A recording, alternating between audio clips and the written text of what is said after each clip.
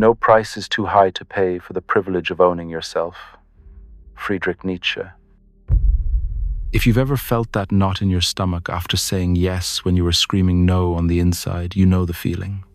It's the quiet exhaustion that comes from chronic people-pleasing, the low-grade anxiety that hums beneath the surface of your life.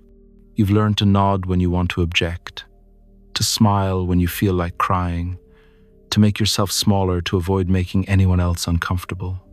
You've been taught that this is kindness, that this is how you become a good person. But this isn't just about being nice. It's about a deep psychological pattern, a quiet self-abandonment that happens when we trade our own truth for approval. It's the exhaustion that comes from performing, and the slow-building resentment when you feel more like a utility than a person. This video is about the heavy price of that performance, and it's about the one philosopher, Friedrich Nietzsche, who gave us a language to understand this struggle and, more importantly, a path toward reclaiming ourselves. The lie we inhabit. Let's be honest about what that life is like. It's the mental gymnastics of trying to anticipate everyone's needs. It's the carefully curated social media feed that shows the highlights but hides the messy, beautiful reality of who you are. You take responsibility for other people's moods, believing that if someone is unhappy, it's somehow your job to fix it. In Jungian terms, your persona, the social mask you wear for acceptance, has become your prison. You've gotten so good at being what others need that you've forgotten who you are when no one is asking for anything. Every time you say yes when you mean no, you leak a little bit of your own life force, leaving you drained and hollowed out. This isn't a personal failing. It's a cultural inheritance. Nietzsche called this slave morality, a value system born not from strength, but from a deep-seated fear. He saw that when a group feels powerless, they don't fight for power. They change the definition of what's good. Suddenly, boldness is called arrogance, strength is seen as a threat, and ambition is a sin. Meekness, obedience, and agreeableness become the highest virtues, not because they lead to a great life, but because they make the herd feel safe and predictable. You inherited this hunger for safety, this fear of being difficult or misunderstood. Nietzsche's devastating diagnosis. This is where Friedrich Nietzsche enters, not as a source of comfort, but as a source of profound clarity. He saw this desperate need for approval not as a virtue, but as the greatest obstacle to a fulfilling life. In his essay, Schopenhauer as Educator, he offered an insight that feels as true today as it did then.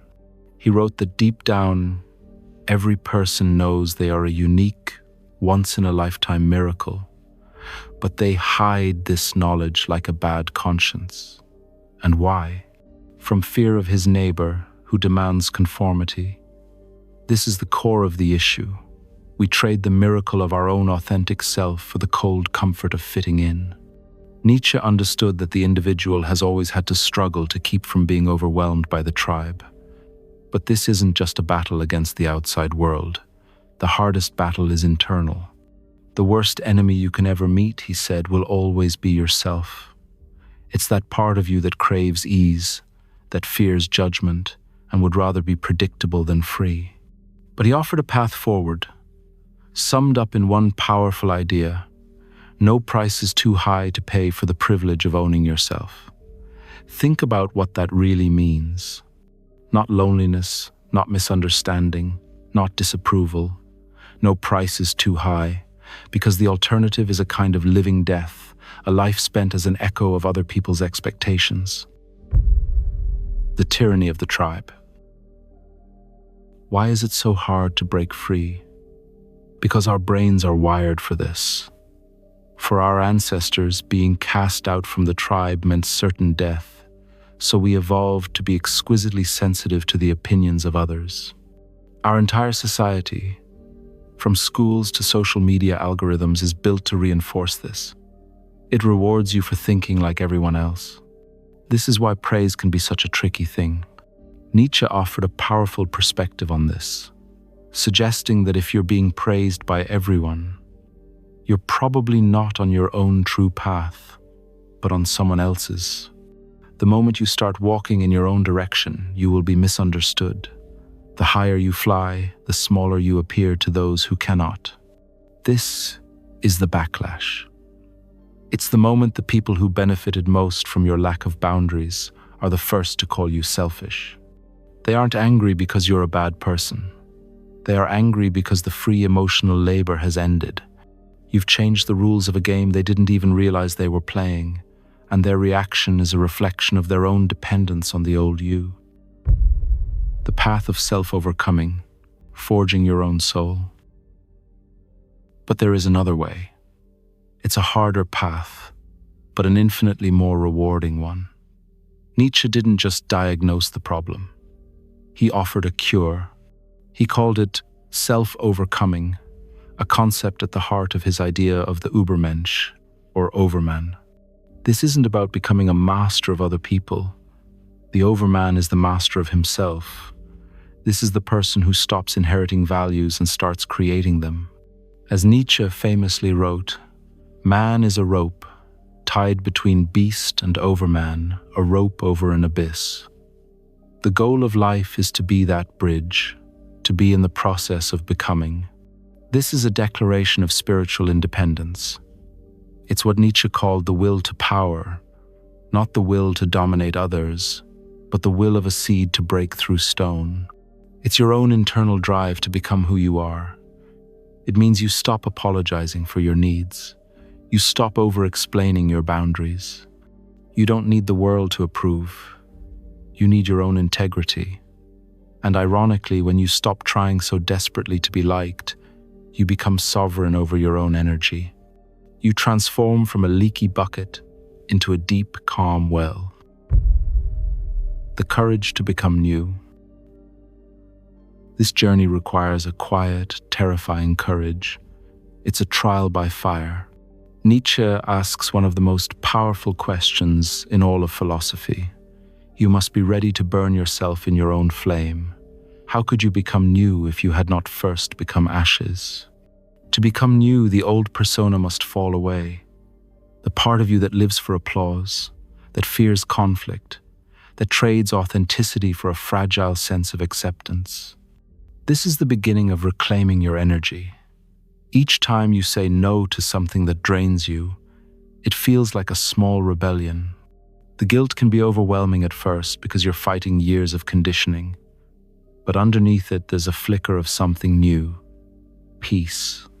It's the first breath of air after being underwater for far too long. This isn't a call to become cold or indifferent. It's about becoming selective. Your yes becomes more precious because it's authentic and freely given, not handed out from a place of obligation. It's about living with such integrity that your life itself becomes a work of art. You weren't put here to be a mirror. You were put here to be a light. This path isn't for everyone. Many will choose the familiar comfort of the herd. But if this story feels like your own, if you've felt that exhaustion and are just starting to find that peace, take a moment to subscribe. This channel is a space for that journey, the difficult, rewarding process of reclaiming yourself. We're in this together. Share this video with one person who needs to hear that protecting their peace isn't selfish. It's the foundation of their strength. In the end, we all face a choice. We can pay the price of being liked, a cost paid in 1,000 tiny self-betrayals until we don't recognize ourselves anymore. Or we can pay the price of being real, a price that can feel high at first, paid in moments of discomfort and loneliness, but one that buys you the ultimate freedom, the privilege of owning yourself. The world may not always understand the person who chooses their own path, but you will have finally found yourself. So I want you to share in the comments below, what is one small step you are taking to reclaim your own energy? Let's fill this space with stories of our journey back to ourselves. Thank you for watching.